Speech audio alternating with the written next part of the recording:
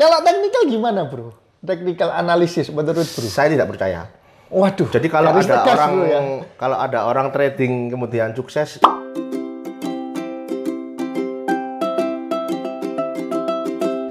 Halo guys, video kali ini saya ditemani oleh seorang teman saya. Dia ini sebenarnya lawyer, tapi suka investasi saham. Nah, coba perkenalan dulu, bro. halo, nama saya Christian. Sehari-hari saya ini memang berprofesi sebagai lawyer. Ya, kadang-kadang bersidang, kadang-kadang ngurusin urusan-urusan perusahaan, tapi di samping itu saya suka menginvestasikan uang saya di saham dan hanya di saham. Oh, jadi dia sambil lawyer sambil investasi saham. Nah, saya tahu teman saya ini memang belum terlalu lama, mungkin sekitar 2-3 tahun ya. Tapi dia ini fanatik sekali sama aliran fundamentalis. Nah, kali ini saya akan membahas ya antara aliran bandarmologi yang diwakili oleh saya dengan aliran fundamentalis yang diwakili oleh teman saya Christian. Oke, pertama saya mau tanya, bro. Kenapa kok kamu memilih investasi saham itu alirannya hanya fundamentalis saja? Sebenarnya saya pertama kali masuk saham tuh ya juga trading, pernah scalping, ya macam-macam cara lah pernah saya coba. Tapi akhirnya ada satu buku yang membuat saya itu memilih aliran ini ya. Aliran ini sebenarnya namanya value investing. Value investing, oke. Value investing. Buku pertama yang membuat saya beralih ke aliran ini full itu sebenarnya komiknya Warren Buffett. Komiknya Warren Buffett, Ya, oke. komiknya. Nah, di komik itu kan ya namanya komik kan ya cerita-cerita tentang kehidupan, tapi ada sedikit di-spill masalah buku apa yang bagus dibaca. Nah, buku yang waktu itu keluar di komik itu buku The Intelligent Investor. Wah. Karya Benjamin Graham. Nah, itu benar-benar merubah mindset saya secara total ya di saham. Oke. Ya, kira-kira awalnya seperti itu. Jadi karena bukunya dari itu ya, Intelligent Investor ya, sama komiknya Warren Buffett ya. Nah, terus pengalaman sendiri selama berinvestasi saham dengan gaya seperti ini gimana menurut bro? Pengalamannya pertama ya sangat struggling sekali ya. Untuk saya ini kan nggak pernah. Dulu saya masuk hukum itu karena saya benci dengan angka-angka waktu sekolah ya. Saya angka. benci dengan angka. Oke. Kelihatannya jalur IPS ya bro ya? Oh ya pasti. Oh, iya. Oke. Mati kalau saya jadi dokter pasiennya. Nah, karena saya benci angka-angka di sekolah itu kan ya yang angka-angka ada matematika, ada akuntansi, fisika gitu saya benci. Akhirnya saya berpikir waktu mengambil jurusan kuliah apa ya yang kira-kira sama sekali nggak ada angkanya. Sama sekali nggak ada angkanya. Akhirnya setelah lihat banyak universitas di Surabaya, ada fakultas macam-macam. Oh, sepertinya fakultas hukum ini yang nggak ada angkanya. Masuk semester 1, semester 3, loh ketemu hukum waris, ngitung waris. Ketemu hukum pajak, hitung pajak, loh ketemu angka lagi gitu. Tapi ya kan nggak masalah, cuman tambah kurang kali bagi yang mendasar, jadi nggak masalah. Nah, dari situ itu adalah modal dan memang hanya itu yang dipakai di saham. Ya kan, angka-angka simple, hitungan-hitungan simple, nggak ada yang rumit-rumit, cuman plus minus kali bagi. Nah, pengalaman pertamamu ketika membeli saham secara menggunakan analisa fundamentalis itu gimana, bro? Ya gini, pengalaman pertama itu yang saya pelajari itu sangat kuantitatif ya, jadi hanya berdasarkan angka-angka, data-data yang ada pada laporan keuangan perusahaan. Oke. Jadi sangat kuat sekali kuantitatifnya, tapi seiring berjalannya waktu saya mulai condong ke kualitatif. Kualitatif, kuantitatif itu mungkin banyak teman-teman yang masih bingung, bro. Makanan apa itu kualitatif, kuantitatif? Nah, bisa di-spill nggak, bro? Maksudnya gimana itu? Kuantitatif itu ya simple, hanya data-data dari laporan keuangan, angka-angka ya, angka-angka yang bisa kita hitung dengan rasio-rasio keuangan. Nah, kalau kualitatif itu kualitas dari perusahaan itu, jadi bagaimana manajemennya, apakah pernah tersandung masalah hukum, kalau kena masalah hukum masalahnya seperti apa, terus produknya apa, apakah produknya ini tidak ada barang substitusinya, apakah dia market leader atau newcomer yang berpotensi untuk merebut market share. Ya seperti itulah ya kualitatif itu. Jadi kalau kuantitatif itu kita berbicara mengenai data di laporan keuangan itu saja ya bro ya. Tapi kalau kualitatif itu kita berbicara mengenai ibaratnya isi dari perusahaannya ya. Sampai masalah manajemennya, mungkin tata kelola perusahaannya, dan kedepannya ya produknya, pengembangan produknya sampai ke market share ya. Kurang lebih seperti itu ya bro. Ya, simpelnya seperti itu. Oke, nah terus pengalaman bro dalam membeli saham nih, pernah beli saham apa aja dengan menggunakan analisa ini bro? Sebetulnya saham pertama yang saya beli dengan analisa ini itu saham, bentar saya ingat, Bumi saya ya bro? lupa. bukan, waktu itu bukan Bumi, waktu itu 2016 itu saya kalau tidak salah beli itu PTBA. Oh, Bukit Asam, oke. Kalau nggak PTBA, mungkin Hexa ya. Hexa, oh ya. Oh, yang fundamentalnya udah kelihatan bagus-bagus ya bro ya? Ya, di awal memang cuman bisa melihat yang fundamentalnya udah kelihatan bagus. Untuk bisa melihat perusahaan yang tidak bagus tapi nanti akan bagus, itu butuh jam terbang tinggi. Oke, jadi... Saya nggak bilang saya bisa loh ya, tapi saya berusaha ke sana. Oke, sama-sama bro. Ya, kita sama-sama belajar ya. Nah, terus gini bro, kan kalau kita hanya berbicara mengenai fundamental perusahaannya, dari 700-an emiten yang ada di indeks kita, itu kan banyak bro. Fundamentalnya bagus, tapi harga sahamnya itu hancur bro. Ya kan, jadi perusahaannya cetak laba terus-menerus ya, bagi dividen terus-menerus. Tapi kalau di hold 5-10 tahun, malah boncos nggak karuan bro. Nah, gitu tanggapan bro gimana? Tanggapan saya mungkin yang pertama, perlu kita recheck analisis kita dulu. Oke. Mungkin salah. Oke. Mungkin ada terjadi kesalahan di analisis kita, itu kenapa kalau jadi hold 10 tahun masih boncos. Malah boncos maksudnya. Karena salah itu bukan berarti perusahaannya buruk. Jadi di fundamental itu perlu ada dua hal yang paling basic yang harus dilalui, yaitu satu, pastikan perusahaannya bagus. Atau akan bagus, kalau bisa mendeteksi yang kurang bagus menjadi akan bagus, itulah yang membentuk value di sebuah perusahaan. Setelah menemukan perusahaan yang seperti ini, yang kedua tuh pastikan belinya jangan kemahalan. Kalau belinya kemahalan, ya sebenarnya dengan kata lain tidak ada jalan lain selain sebentar lagi turun. Nggak tahu tapi kapan turunnya. Nah, mungkin itu yang membuat boncos. Cuman mengukur value itu kan abstrak ya bro. Maksudnya itu kan bukan sesuatu yang kita bisa nilai dengan satu sama lain itu sama kan. Value itu kan berbeda-beda tiap orang. Nah itu bagaimana untuk mengetahui harga ini sama value ini kurang lebih ini, oh ini masuk akal lah untuk kita beli harganya. Nah, ya memang betul. Value itu kan nilai ya. Nilai itu sifatnya subjektif. Nah ya bro. Sifatnya subjektif. Jadi masing-masing orang bisa terjadi punya nilai yang berbeda terhadap satu objek. Benar ya? Sedangkan price, harga itu adalah sesuatu yang objektif. Sesuatu yang kita bayarkan untuk mendapatkan berapa lot yang kita mau, ya kan? Jadi ada dua hal itu. Nah, value ini akan semakin dalam kita bisa gali kalau kita bisa melihat semakin dalam kualitas dari perusahaan itu.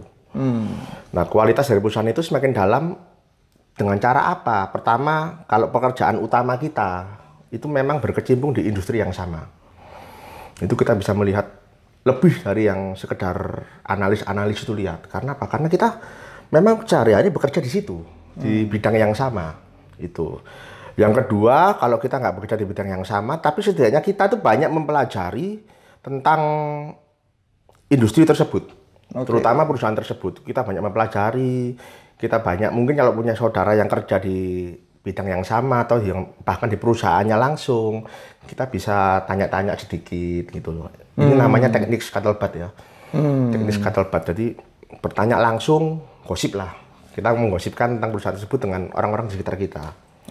Bisa itu orang yang kerja atau orang yang membeli produknya, seperti itu. Dari situ kita mendapatkan value. Oke. Nah, sekarang saya mulai masuk ke bandarmologi, bro. Dari tadi kan kita membahas yang fundamental. Sekarang ini kan juga banyak toh, bro, di emiten-emiten yang kalau kita lihat laporan laba ruginya itu hancur-hancuran, bro. Tapi sahamnya itu bisa melejit itu multi-bagger berkali-kali lipat, ya kan? Mungkin kalau di era tahun lalu itu ada digital bank ya. Bro mungkin juga pasti tahu lah ya, naiknya sampai 10-20 kali lipat. Kemudian ada saham-saham kecil atau saham yang habis IPO tiba-tiba terbang dengan valuasi yang seharusnya itu tinggi, tapi ini harganya to the moon semua, bro. Nah, gimana menurut aliran fundamentalis melihat aliran bandarmologi ini, bro? Saya jujurnya kurang begitu mendalami yang bandarmologi ya. Tahu saya itu hanya singkat, ikan besarnya kemana? Oke, ya betul itu memang, bro. Ya, betul. Ikan besarnya kemana? Kita ikutlah masuk ke sana. Betul. Kalau ikan besarnya keluar ya kita ikut keluar ya. Betul. Sebenarnya kalau kita dengan cara seperti itu kan kita bisa lebih memanfaatkan waktu ya, bro. Karena kalau kita bicara mengenai fundamental, itu kan waktunya, time frame-nya panjang. Untuk orang-orang yang punya dana besar, terus dananya benar-benar, oke lah saya 10-15 tahun nggak diapa-apain dananya, mungkin bisa kan ya. Tapi ada orang yang mungkin berpikiran kalau bisa 1 tahun cuan, ngapain harus 10 tahun, nunggu 10 tahun cuan kan. Nah itu kan mungkin menjadi cikal bakal dari aliran bandarmologi, bro. Ketika ini ada misalkan ada fund manager masuk, ya kan kita ikut masuk. Kan sekarang dengan kemudahan teknologi gampang sekali kan, bro, mengecek hal itu. Atau ada aksi korporasi, ini ada perusahaan ini mau caplok ini, kita ikut masuk. Nah, menurut bro bagaimana tentang aliran bandarmologi? Kalau menurut saya ada sedikit, hanya sedikit ya. Ya. Karena tersinggung. Sedikit prinsip dari value investing yang agak dilanggar lah. Dilanggar. Karena value investing itu sebetulnya kontrarian ya. Kontrarian. Tapi bukan kontrarian itu kalau ada fund besar kita nggak mau masuk, bukan seperti itu. Dalam artian jangan ikuti mentah-mentah crowd-nya itu kemana. Betul. Itu jangan ikuti mentah-mentah. Tapi bukan berarti karena crowd-nya ke sini terus kita sama sekali anti masuk, itu ya enggak. Betul. Selama ya seperti tadi, selama 2 core-nya ini masuk ya, value-nya masih tinggi, harganya wajar atau murah, ya benar kita masuk aja, nggak masalah gitu loh. Kalau kebetulan ada crowd masuk, ya masuk aja. Tapi biasanya kalau crowd-nya udah terlalu besar yang masuk, biasanya yang kedua ini nggak masuk. Harganya biasanya sudah tidak lagi masuk. Walaupun value-nya bagus, harganya udah nggak masuk. Kita bilang lah Unilever. ROE 100%. Yeah. ROE 30% saja udah. Orang-orang suka kan? Iya. Ini ROE 100% lebih. Nggak masuk akal ya, hampir bisa dibilang. Apakah perusahaannya bagus? Loh, bagus. Sangat bagus. Market leader di pasarnya, yang pasarnya juga banyak ya.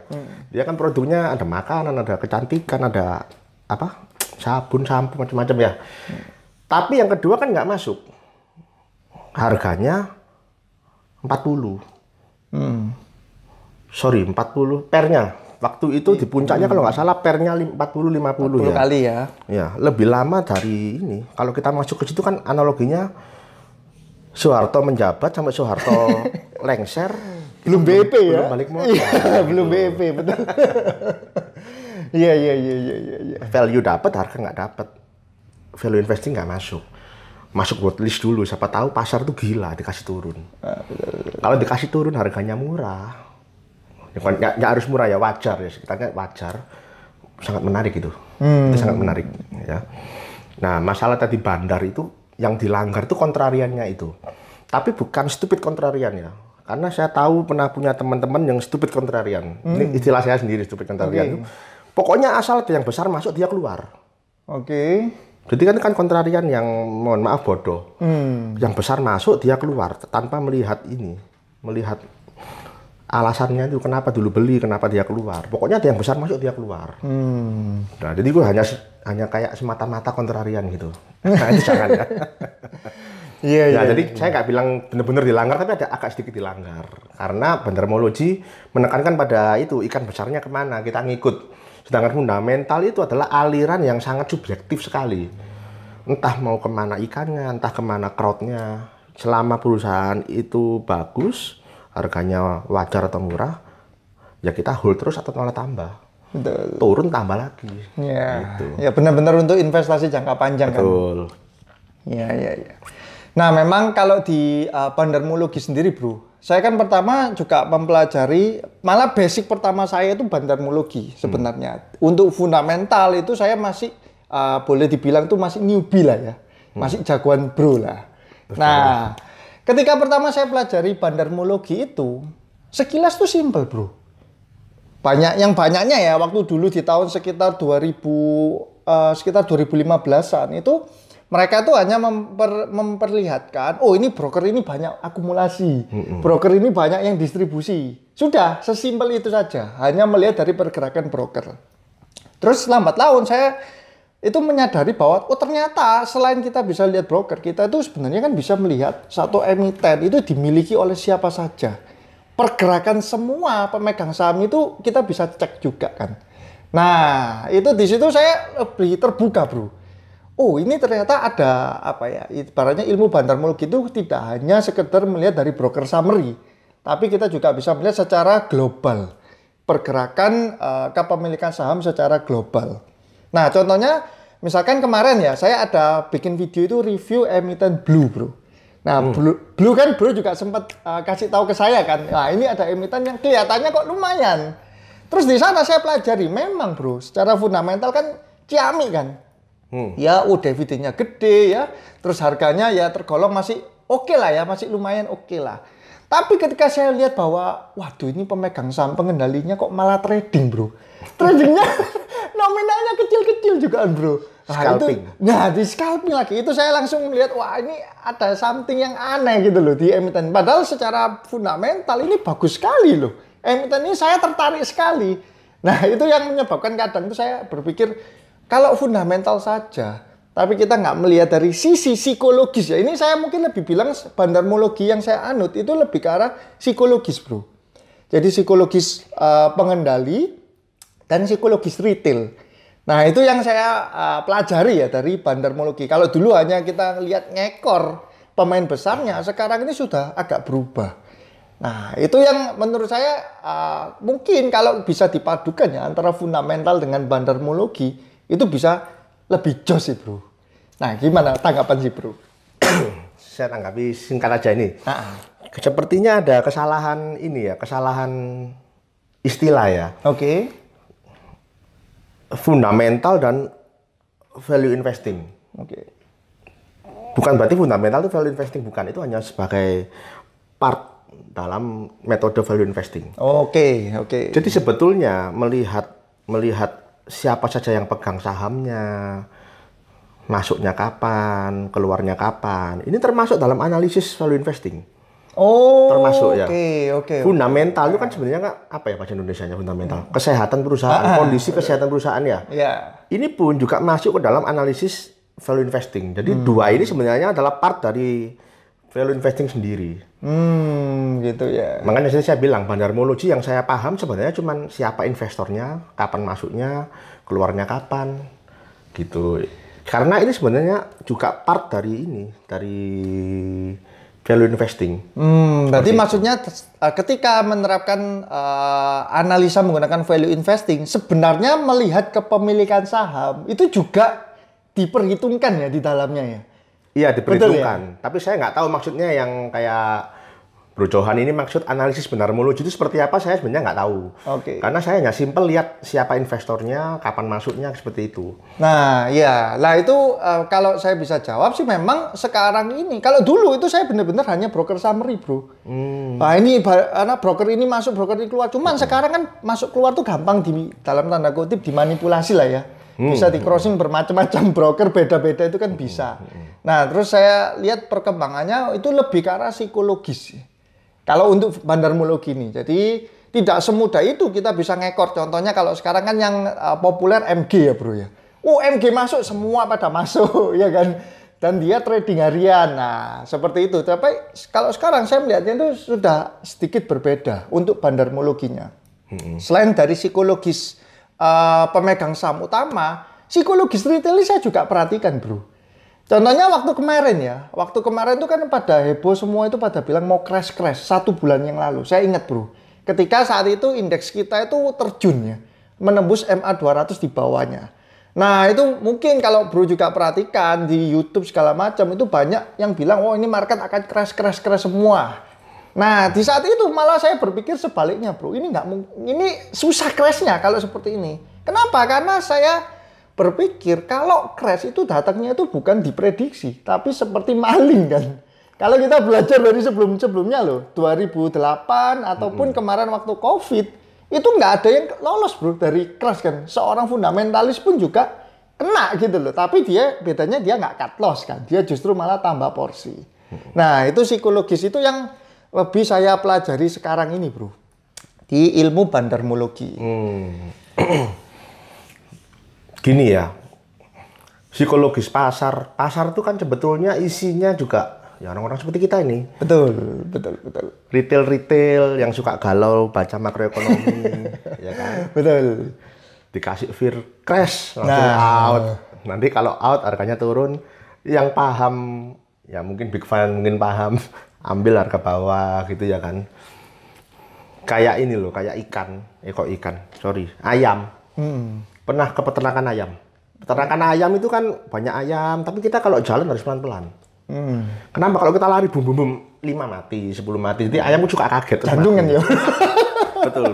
Jantungan ya. Jadi kalau ada teman punya peternakan ayam, naik langsung aja gebrak kaki. Marah-marah dia, mati 10 ayamnya langsung. Nah, retail yang suka ngamatin kondisi makro di fear masuk ya seperti itu gitu loh. Mereka susah cuan di saham. Mereka akan susah cuan. Kenapa susah cuan? Soalnya cuan sedikit 10% keburu-buru ambil. Tapi kalau rugi itu 20% kok eman cut loss. Nah, iya. Nah, sukanya rugi. Betul. Nah, saya tanggepin yang tadi itu kalau aliran value investing itu sebenarnya kontrol apa yang kita bisa kontrol.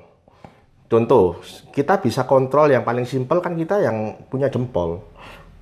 Pencet aplikasi buy sell kan jempol kita. Nah, kita tuh bisa kontrol. Kita tuh kapan sell, kapan buy, kapan hold. Terus apa yang bisa kontrol? Kita ini bisa mengecek secara mendalam saham-saham yang kita beli. Ya kan? Saham itu kan sebenarnya dibaliknya di perusahaan. Betul. Ya kan? Perusahaan itu kan ada kinerjanya gimana, ada manajemennya ini jujur atau tidak, pernah kasus ya. Seperti yang tadi saya bilang, metode pertama value investing itu lihat dulu value dari perusahaan. Value ini dibentuk dari kinerja yang luar biasa, profitnya berapa. Nah, abaikan hal-hal yang kita tidak bisa kontrol. Tapi abaikannya tanda kutip ya, bukan berarti kita benar-benar tutup mata gitu kan.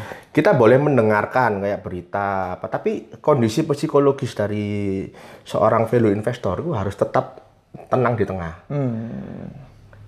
Nggak boleh naik turun. Kenapa? Manusia kalau sebentar sedih, sebentar euforia, percaya saya tidak akan bisa berpikir secara jernih. Betul.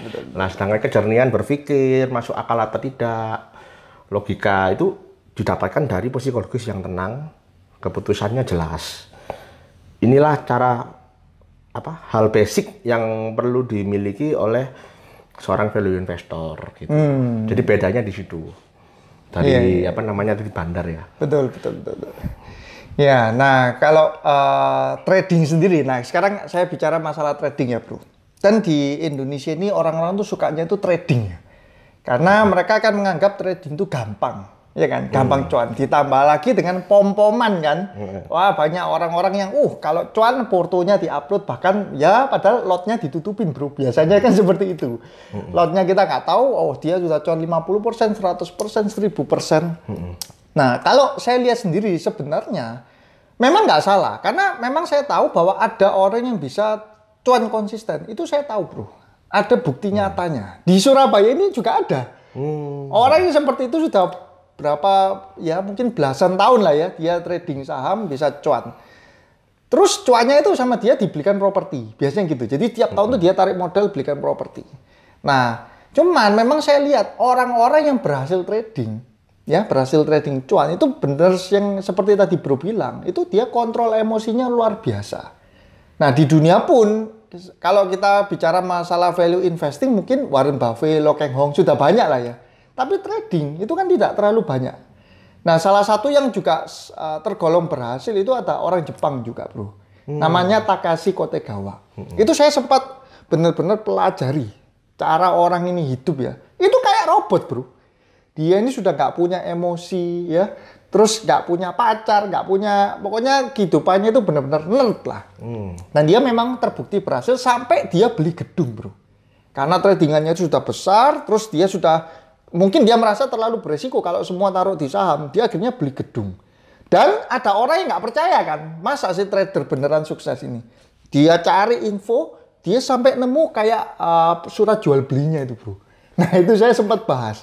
Jadi saya lihat orang-orang yang sukses di trading ini sebenarnya mereka harus benar-benar bisa seperti robot itu.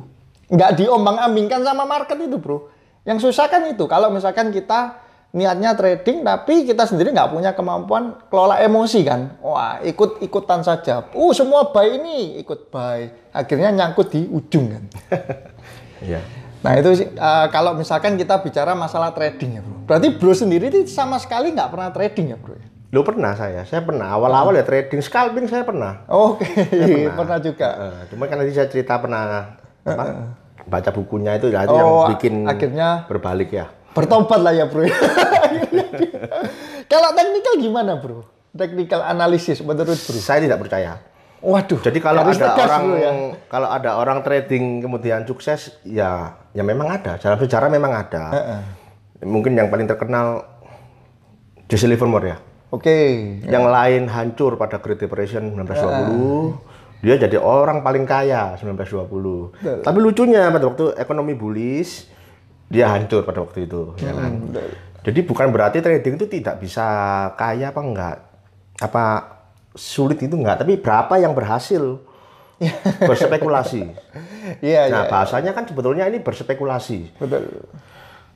Kalau ada orang yang masuk kasino keluar kaya, bukan berarti kita masuk ke kasino jadi kaya juga, kaya, ya kan? Di Surabaya ada orang yang beli mer waktu masih rawa-rawa 20 tahun lalu mungkin ya. Sekarang sudah berapa ribu persen cuannya. Karena dengar cerita itu, kita sekarang beli tanah di mer. Apakah 20 tahun sama cuannya atau malah boncos atau nggak naik kan kita nggak tahu. Jadi sebetulnya itu spekulasi. Nah, kembali lagi ke ilmu baca garis. Ilmu baca tiang atau ilmu apa itu. Nah, itu saya koreksi kalau salah ya, karena saya sudah melupakan ilmu ini. Setahu saya kalau dulu belajar baca tiang-tiang itu kan tiang ini sebenarnya isinya kan open, high, low, close. Bukan, maksudnya volume. Oh ya, volume. Kalau break support disertai volume tinggi, berarti sky is the limit. Mungkin ada yang bilang gitu. Iya, betul. Jadi di dalam situ isinya adalah volume. Untuk apa? Untuk memprediksi harga saham ke depan. Memprediksi harga saham ke depan ya. Nah, siapa orang di dunia ini yang bisa prediksi masa depan secara sangat akurat, terus-menerus? Itu menurut saya nggak ada, gitu loh. Kenapa? Ya di dunia ini kan banyak variabel. Masa depannya bisa terjadi pengaruh dari variabel-variabel yang sangat banyak ini. Kemungkinannya banyak, gitu loh. Jadi market isinya orang banyak, kemungkinannya banyak. Tergantung seberapa tinggi tiangnya itu tergantung dari seberapa gila pasarnya. Jadi di situ ada tingkat kegilaan pasar. Kayak pertanyaan bro sebelumnya, psikologis orang itu berbeda-beda. Gitu loh, psikologisnya naik turun. Kalau mau sukses di saham, psikologis harus stabil. Tapi saya tahu di pasar 90% mungkin psikologis yang terombang-ambing itu yang membuat saya tidak percaya dari teknikal itu ya. aja. Ya. Saya sih sepemikiran ya bro ya. Teknikal saya anggap juga memang paling tidak cocok lah ya. Kalau memang ada orang yang bisa sukses dari teknikal ya luar biasa lah ya. Tapi saya pun mempelajari juga saya bingung kalau memang misalkan patternnya seperti ini ya, terus memang kemungkinan rasionya berhasilnya itu tinggi ya, tentu orang teknikalis kaya semua kan ya. Ya kan. Nah, itu di sana saya berpikir, oh ini kok kelihatannya agak kurang relevan. Nah, tapi kalau bandarmologi, Bro, menurut saya itu masih ada relevansinya ya. Nah, kenapa? Karena ya memang apa yang ditarik datanya itu real. Kalau teknikal kan kita berbicara mengenai potensi ya. Oh, ini chartnya sekian, kalau patternnya sekian, atau break support ya, atau break resisten, kemungkinan naik. Itu kan kemungkinan. Tapi kalau bandarmologi ini benar-benar data real, transaksi sudah terjadi, Bro. Nah, itu yang membuat saya berpikir bahwa ini lebih make sense daripada teknikal. Tapi sekali lagi ya guys ya, ini bukan berarti teknikal itu pasti salah atau apa, enggak. Mungkin ada orang-orang yang sukses kan di teknikal, ya kita salut saja kalau ada yang benar-benar bisa sukses. Asal jangan suksesnya jualan rekomendasi dari teknikal ya. Namanya menjual kan? Nah, itu kalau itu kan dia sukses secara marketing ya, Bro ya. Bukan sukses dari teknikalnya. Saya punya insight juga. Teknikal kenapa kok rame yang ikut gitu loh. Coba istilah value investing yang keren apa sih? Nggak ada yang keren loh. Valuasi, yang paling suka kan valuasi orang. Suka kepastian gitu loh. Yeah. Tapi istilah yang teknikal kan keren-keren. Parabolic SAR. Wah. Dead cat bounce, apalagi Fibonacci, Elliott wave, istilahnya itu menjual sudah gitu loh. Makanya orang yang merasa masuk ini perasaan saya dulu awal ya. Nama indikator ini keren-keren sekali ini, ada cup and handle, wah, keren-keren. Terus karena saya ikut technical, saya ikut suka baca makroekonomi. Oke. Oh, USA lagi gini, Eropa lagi gini. Kayak baca koran terus tahu istilah ini kayak saya jadi orang paling keren sedunia. Padahal rugi. Padahal rugi. Iya, betul.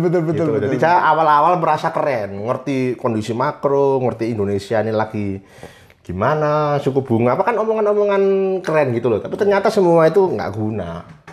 Gitu.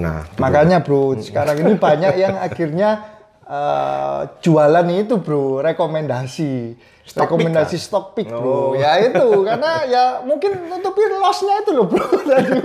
Jadi ya jualan stock pick-nya itu kan yang digencerin Bro. Nah, tapi ya nggak masalah sih sebenarnya, itu kan juga mereka bagi ilmu kan ya. Cuman yang kasihan kalau misalkan member-membernya kalau ternyata sudah bayar tapi nggak cuan Bro. Waduh, itu double ketimpa tangganya kan. Saya rasa banyak itu. Jujur aja saya nggak tahu, tapi saya rasa banyak. Saya rasa banyak yang gini. Kan kita nggak tahu intensi yang jual ini seperti apa.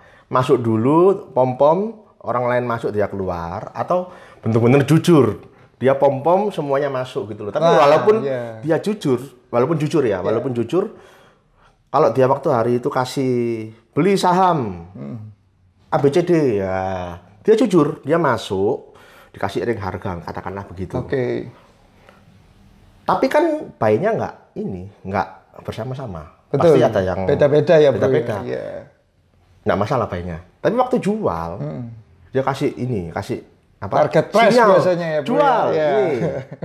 Si X sudah jual ini, kita jual semua. Tapi kan saya yakin nggak semua membernya yang banyak itu baca itu dan langsung 1 detik kemudian jual. Betul. Gitu loh. Nggak semudah itu kan. Nah, saya nggak tahu. Yang terakhir ini, yang jualnya mungkin hari besoknya, cuan apa rugi? Betul. Saya nggak tahu. Tapi saya yakin tidak mungkin semuanya cuan. Saya yakin. Pastilah Bro ya. Tapi kalau itu Bro, sebenarnya di bandarmologi atau value investing pun kan tidak menjamin 100% cuan kan. Memang. Iya kan, segala ilmu kan tidak ada yang 100% kan. Betul kan ya. Nah ya Bro, sebenarnya kalau misalkan kita bicara ya Bro ya, masalah ilmu, mungkin juga ada kan orang yang sudah mempelajari teknikal nih. Dia ibaratnya hidup matinya itu lihat chart Bro, ya kan, dan sudah dilakukan bertahun-tahun. Mungkin kan ada yang bisa sukses juga kan di sana, secara hanya melihat grafik saja Bro, candle, lilin segala macam. Ya, saya akui itu memang ada. Jadi orang yang kaya itu dari teknikal memang ada suksesnya. Sukses di sini kan spesifik kaya. Betul. Kaya, kan? Memang ada. Saya tidak pungkiri itu, tapi berapa banyak yang ada seperti itu loh, berapa banyak gitu. Untuk bisa sukses di teknikal, satu kita harus jadi robot. Setiap hari harus ya seperti orang kerja gitu. Terakhir kalau dia mau pensiun, dia pasti investing. Oh, iya iya iya iya iya iya. Iya iya. Iya. Kalau nggak investing dia nggak pensiun. Tiap hari bangun jam 8 dan nyusun plan. Hari ini apa aja yang mau ditembak, ya kan? Berarti aktif lah ya. Dia harus aktif kan ya. Aktif, Kalau tetap aktif. investor seperti Bro ya, itu berarti bisa pasif ya. Nggak pasif, aktif juga. Aktif ngikutin perkembangan perusahaan Emitennya. yang saya pegang. Oke, Atau mungkin kalau saya punya banyak waktu, saya cari potensi-potensi saham lain yang masih bagus, gitu loh. Iya iya iya. Jadi gimana ya analoginya? Mungkin gini contohnya ya. Trader ini sukses sudah jadi robot, dia udah mati rasa ini, ya kan? Pacarnya bilang putus waktu harus cut loss, nggak dibalas itu WA. Dia sudah biasa ya Allah Sudah sini. biasa mati Tak anggap rasa cut dia. loss ini ya. Nah, iya. Lagi merah, pacarnya marah-marah ini. Bilang, sudah putus saja gitu. Cut loss, itu juga di cut loss, pacarnya cut loss kaliannya. Jadi robot itu orangnya, jadi robot. Dia mulai katakanlah dari modal, ya lumayan lah ya, misalnya 100 juta. Bisa naik terus. Katakanlah, singkat cerita dia 30 tahun. Nah, trading, 30 trading, 100 jutanya sudah jadi, mau berapa? 10 miliar. Oh, 10 miliar. Ya kecil. 100 juta kalau value investing ya ini nggak mungkin 10 miliar 30 tahun. Iya. Tembus itu ya. Oke lah 10 miliar. Apakah semuanya 10 miliar diputar semua di saham? Enggak. Ataukah ada sebagian yang diinvestingkan? Ya enggak? Ya betul. Nah, kalau semuanya diputar, dia masih punya nyali. Karena semakin besar uang yang ditradingkan, nyalinya sudah berbeda. Orang trading 100 juta dengan 10 miliar beda. Betul. Nanti dia kompon lagi mungkin jadi 50, 100 miliar. Nyalinya sudah lain lagi psikologisnya. Akhirnya nanti akan pada satu sisi, kalau dia belum hancur ya, belum habis semua ya. Wah, sudah 100 miliar ini tradingan saya. Udahlah, stop 50 miliar ini, investing dulu. Kenapa? Supaya aman. Aman. Ya nggak tahu, terserah mau obligasi, mau deposito, atau mau value investing, terserah. 50 miliarnya ditradingkan gitu loh. Jadi dia main puter aja. Kalau ini mati, Masih ada. Ya, maksudnya masih ada itu sudah selesai trading, ya sudahlah itu dari sini gitu loh. Ya, karena biasanya kalau loss besar kapok. Betul. Ya kan? Ya sama seperti yang saya bilang tadi, ada orang Surabaya yang dia dari trading ya, itu cuannya itu bukan diputer terus, enggak bro. Diambil buat beli properti. Nah. Dan yang Jepang pun itu melakukan yang sama. Sampai kekayaannya ratusan juta dolar, akhirnya dia bagi dengan beli gedung. Ya, itu bedanya. Kalau value investing, ya semuanya masuk dalam satu itu. Jadi berani memasukkan seluruh kekayaannya ke dalam saham. Oke. Bedanya di situ.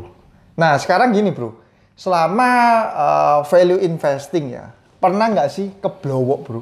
Atau kejedot minus bro? Tentu saja pernah. Nah itu gimana? Yang kayak gitu-gitu tuh yang harus kita pelajari malah bro. Oh ya, itu yang Ya, membentuk gimana ini, itu? membentuk jam terbang ya. Membentuk jam terbang dalam artian kita ini harus satu hal yang penting lagi dalam value investing itu kita punya kerendahan diri, kerendahan hati untuk mengakui bahwa analisis kita itu salah. Keliru, oke. Atau kalau nggak salah, analisis kita kurang lengkap. Nah, saya pernah keblowok ke saham, saya sulit kalau nyebut namanya. Nanti Ya, kok inisialnya aja lah bro, inisialnya aja. Sama apa di bidang apa bro? saya consumer mainnya good? di sektor retail ya. Oke, saya retail, selalu main di ya. sektor retail. Saya suka Oke. mainnya. Kenapa? Karena saya juga punya toko. Jadi saya paling paham lah ini apa. Oke. Lika-likunya bisnis retail itu ya. Saya juga ada pernah usaha restoran. Oke, restoran. Nah. Jadi saya paham lah lika-likunya itu. Itu kenapa saya masuk banyak di sektor itu. Nah, inisialnya ini belakangnya K. Oke. Saya kasih belakangnya aja, kalau depannya udah mainstream, belakangnya K. Oke. Nah, saham ini sebetulnya secara fundamental bagus, Nah. tapi saya kurang teliti. Itu kesalahan saya. Nah, kurang telitinya di mana, bro? Pada waktu waktu analisis saham ini ya, Ya. saya terlalu strong ke kuantitatif. Oh, laporan keuangan. Betul, ya. saya terlalu Oke. strong ke kuantitatif, kualitatifnya kurang. Nah, apa yang kurang di kualitatif ini. Saya waktu itu sudah tahu saya salah, tapi saya paksakan beli. Untungnya nggak banyak. Jadi karena memang ada keraguan dari awal. Porsi saham publiknya terlalu besar.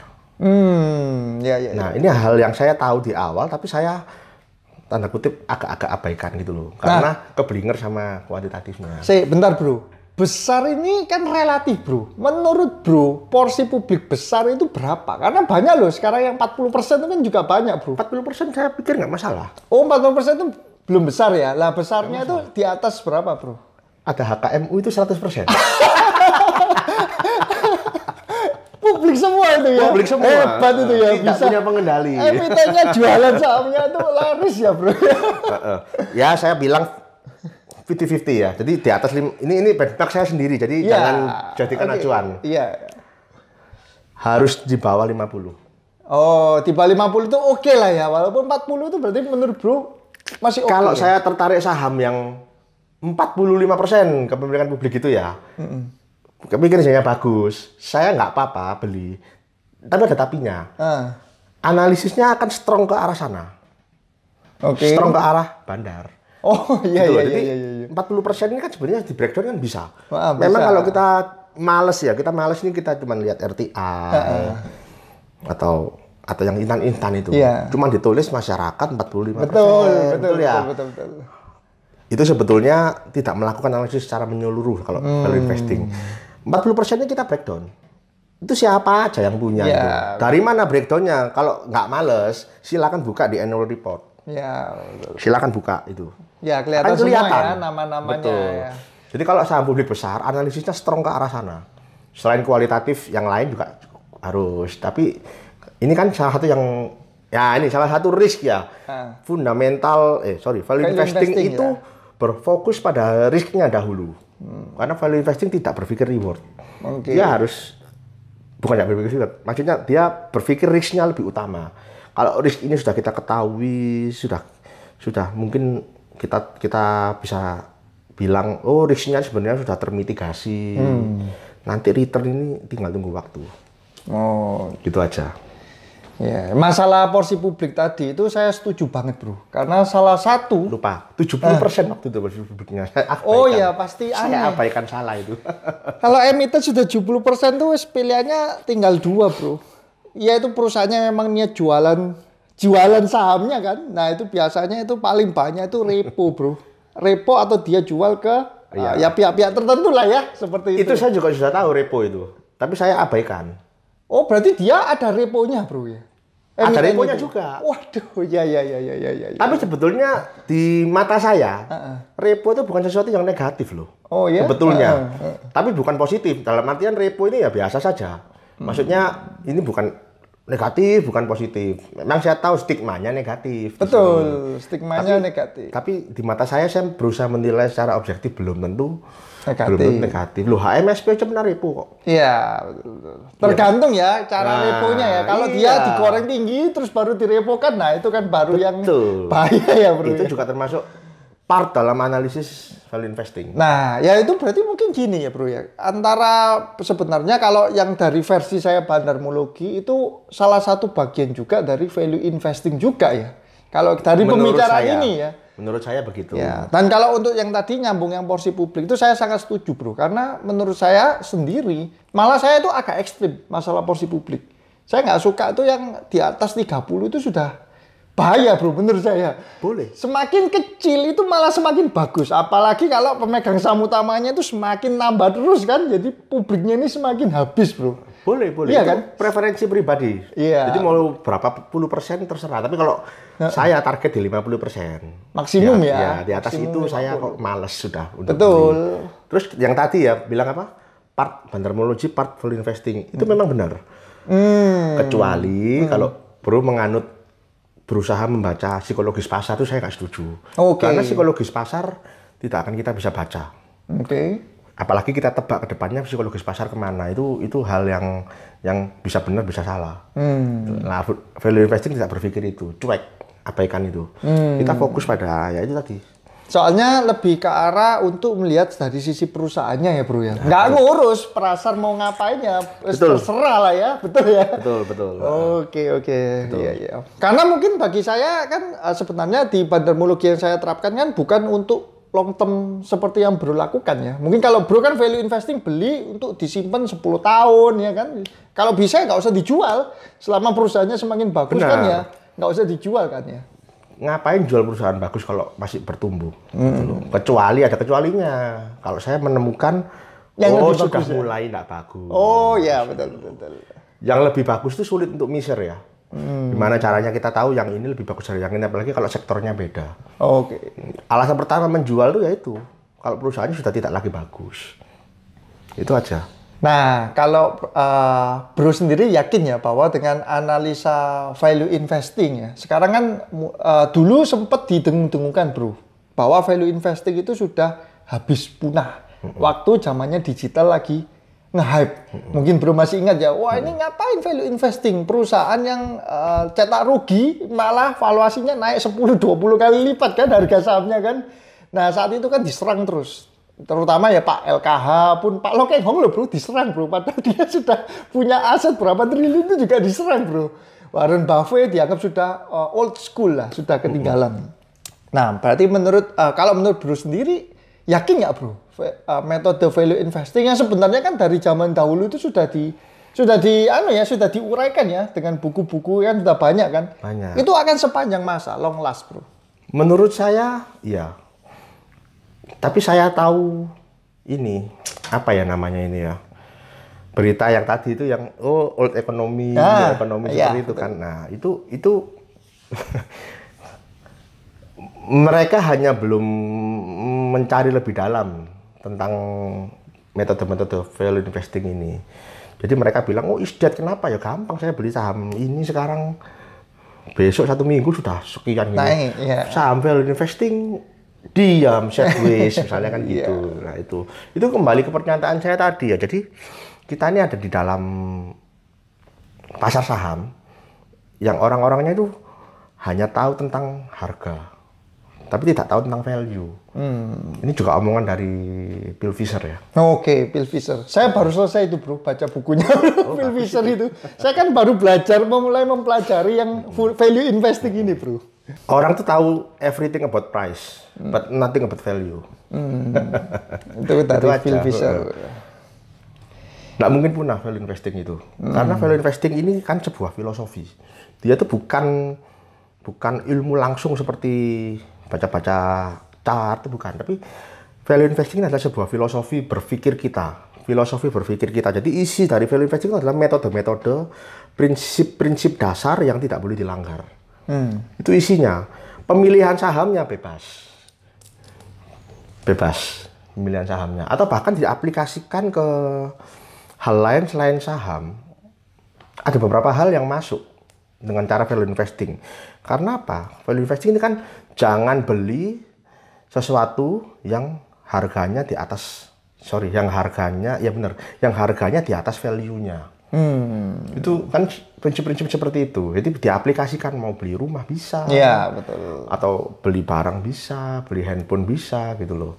Apa yang kita pikirkan itu value-nya berapa? Price is what you pay, value is what you get. Kalau kata Opa WB kan gitu. Beli handphone Apple mahal, Xiaomi aja misalnya gitu loh. Ya, mungkin kalau misalkan kita bicara dianalogikan kayak properti, itu mereka gampang ya bro ya. Pak Won misalkan ya, tinggal di search kan, rata-ratanya sekian. Jadi kalau saya beli di atas ini tentu overprice ya. Iya, pasti overprice. Simple kan ya. Tapi kalau di saham ini yang ribet ya bro ya. Pasti overprice. Untuk melihat harga-harga value-nya itu kan. Bener. Tanah kalau mau beli murah, jangan cari yang sudah jadi dipegang developer siapa, sudah pasti overprice itu. Iya, beli yang masih rawa ya bro ya. Iya, petok deh, kita sertifikat sendiri, kita bangun sendiri. Nah, dapat gitu loh. Kasarnya seperti itu cara berpikir value investing. Tapi hati-hati loh bro, di IKN itu banyak kena tipu loh. Itu kan belum jadi tuh, masih IKN itu kan di sana Kalimantan itu. Wah itu orang-orang ada yang beli-beli akhirnya, loh ini malah kena tipu bro itu bro. Sama kan kayak di saham. Lah kena pom kan IKN. Tapi dia belinya tanah. lebih nggak enak. Kenapa? Lebih nggak liquid. Saham kalau kita salah, Cut gampang loss, jualnya ya. cut loss. Iya, Coba punya aset, kita nggak punya uang, belum punya asetnya tanah, ruko gitu-gitu. Butuh uang waktu COVID kemarin. Ayo gimana jualnya? Kalau mau jual cepat harga BU. Iya, hancur pasti. Kalau mau jual harga bagus, tunggu pembeli bodoh datang. Pembeli bodoh ketemu penjual gila jadi. Iya. Iya kan? Ya itulah value investing bisa diterapkan di lain selain saham. Ini adalah sebuah prinsip-prinsip filosofi berpikir value investing itu. Ya, jadi kalau bisa saya ambil kesimpulan sebenarnya value investing ini lebih menjaga kita ya untuk tidak dibodohi karena kita tahu value-nya ya, Bro ya. Iya, Iya betul. kan? Tapi jangan jadi orang kikir loh. Oh iya. Dan kalau bandarmologi sebenarnya juga kalau semakin lama kita melihat secara bandarmologi pun kita itu jadi bisa tahu, oh ini sukanya membodohi orang, Bro. Jadi gitu. Iya, sebenarnya kan kita bisa melihat apa ya, kalau saya ambil positifnya, kalau kita bisa menguasai ya, kan kalau Bro bilang sebenarnya loh ini juga salah satu bagian juga kan daripada value investing. Nah, kalau kita bisa menguasai dua ini, setidaknya retail itu bisa meminimalkan ya resiko retail ini menjadi orang-orang yang dibodohi untuk beli harga tinggi ya, Bro ya. Karena kan kalau paling simple ya bandar itu kan pasti ingin menjual ke retail dengan harga tinggi karena dia kan nggak bisa nipu siapa lagi kan, Bro ya.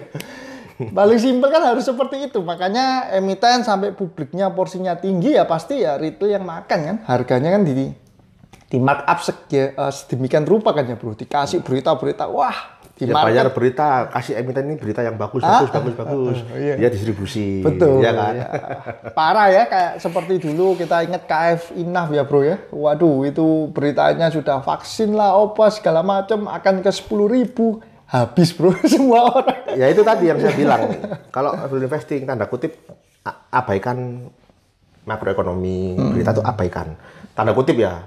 Karena tetap baca, yang sulit itu kita baca. Tapi nggak boleh. Nah, baca tapi netral kan, Bro ya. Justru kita bisa berpikir psikologis yang dibutuhkan seperti itu. Betul. Ya itu. Psikologis ini makanya yang saya rasa itu paling utama memang di saham ini. Kita jago baca segala macam ya. Kita tahu perusahaan bagus apa. Belum tentu si A beli perusahaan. Misalkan perusahaan HMSP, si B beli perusahaan HMSP. Bisa saja si A untung, si B rugi kan. Iya. Tergantung kan memang. Saya kok punya teman tanya, saya mau belajar ini aliran value investing gitu ya. Iya.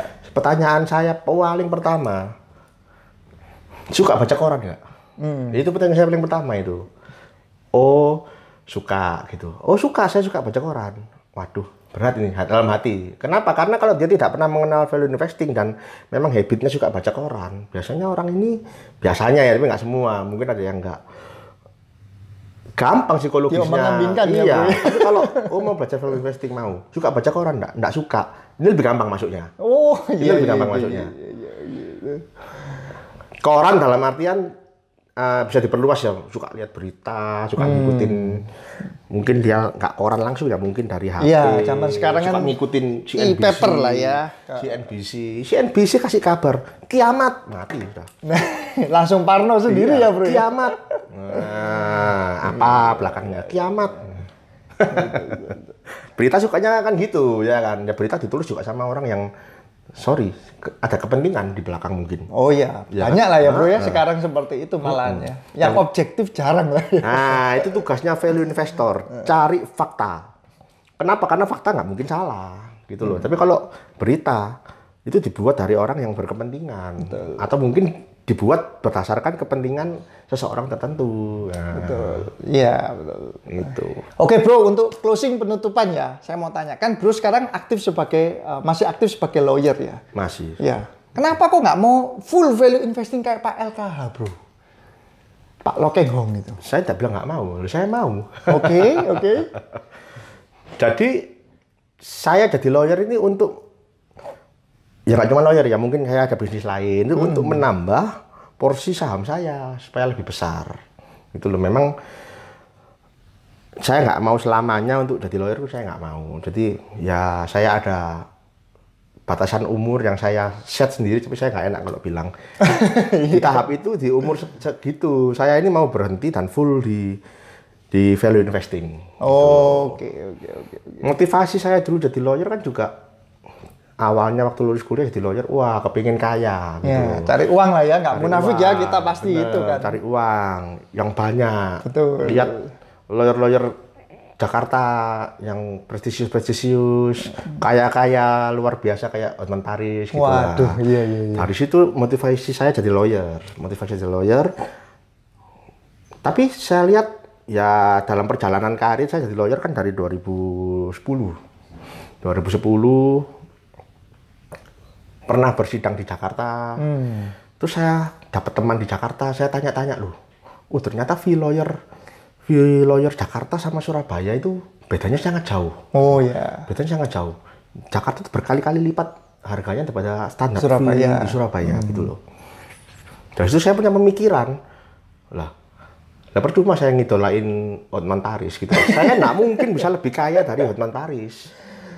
Karena kalah secara fee ya? Oh iya, kalah. Nggak fee juga. Secara skala klien juga berbeda. Marketnya ya, bro ya. Kan kantor-kantor headquarter besar perusahaan kan iya di pusatnya Jakarta. Di sini kan Surabaya ini kan ya ada headquarter besar, ada kayak grup Jawa Pos, mungkin Avian kan di sini. Tapi kan nggak sebanyak Jakarta. Dan Jakarta jujurnya lebih besar lagi skalanya. Nah, fee-nya berbeda, tapi jangan lupa di lawyer kalau fee-nya berbeda, nangannya lebih besar, stresnya sangat tinggi. Stresnya sangat tinggi karena ya tingkat kesulitannya berbeda gitu loh. Apa yang diminta itu berbeda, tuntutannya berbeda. Nah, dari pikiran saya nggak mungkin lebih kaya dari Hotman Paris kalau di Surabaya. Berarti kan pilihannya cuma dua. Saya ke Jakarta atau ada cara lain. Kalau saya ke Jakarta, wah gila kompetitor sama Hotman Paris.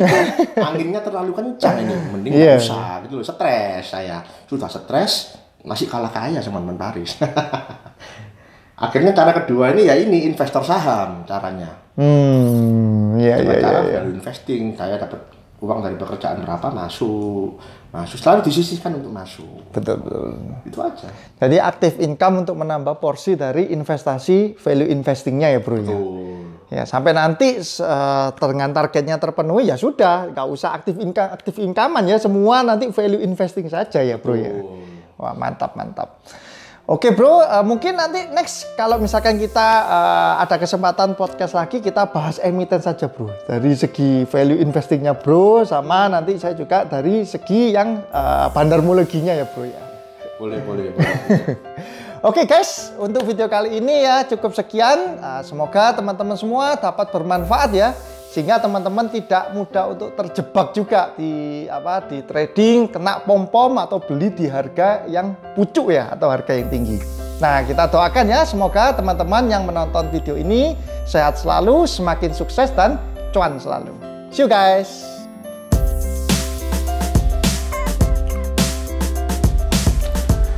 Nah, dari situ saya melihat cocok bersih sih. Pertanyaan bukan itu. Apa pertanyaan Bang ya?